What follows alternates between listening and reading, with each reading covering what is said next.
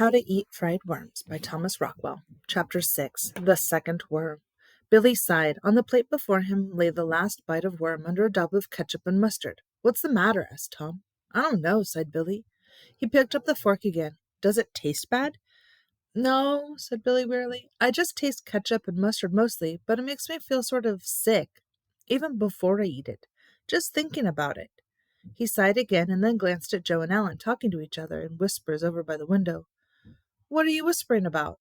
"Nothing." "Then what are you whispering for?" "Nothing. It's not important. Just something Joe's father told him last night." "What?" "Come on, finish up. It was nothing. We'll miss the cartoons." Billy shut his eyes and popped the last piece of worm into his mouth, chewed, gagged, clapped his hand over his mouth, gulped, gulped, toppled backward off the orange crate. Sprawling on his back in the trough, he gazed peacefully up at the ceiling. Joe and Ellen stood over him. "Open up!" Billy opened his mouth. "Wider. See any, Joe?" "Nah, he swallowed it." "Okay, let's go." Chapter 7. Red crash helmets and white jumpsuits.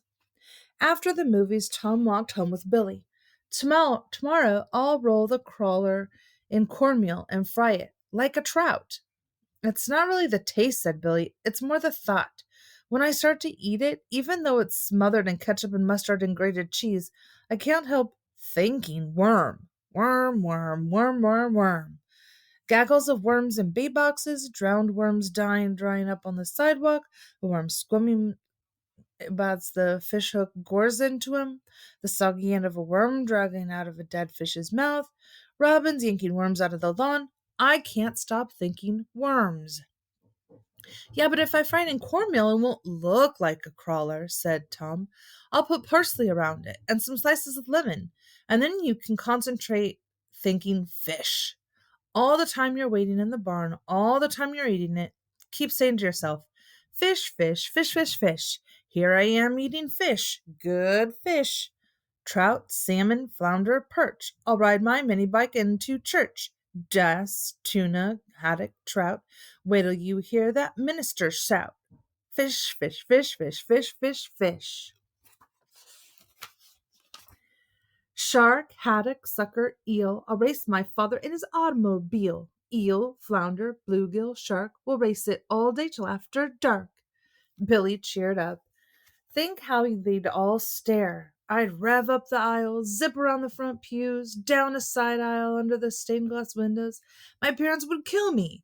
Reverend Yardard peer out over the Bible stand. 'William,' he'd cry, 'William, you take that engine thing out of here this minute.'"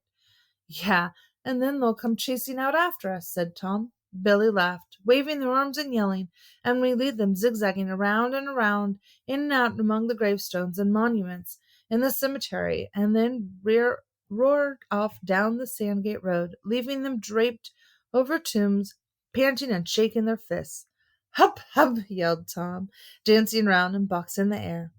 "And that Monday we'd smuggle it into class disguised as Raymond Dwelly because he's so fat, and hide it in the coat closet. And then when Millie Butler said anything at all, even something like 'excuse me,' or if she even sniffed, we'd dump a whole bottle of ink over her head and run for the coat closet, overturning chairs and desks behind us to show up Mrs. Howard. She'd come after us, fuming and shouting threats, and suddenly the doors of the coat closet would slam open and we'd roar out on the mini bike in blood-red crash helmets and white jumpsuits, our scarves streaming out behind us, and we'd roar around and around the classroom while Mrs. Howard knelt among the overturned desks and chairs, sobbing helplessly into her hands, and then room, room out of the door and up the hall, thumping our noses in the monitors.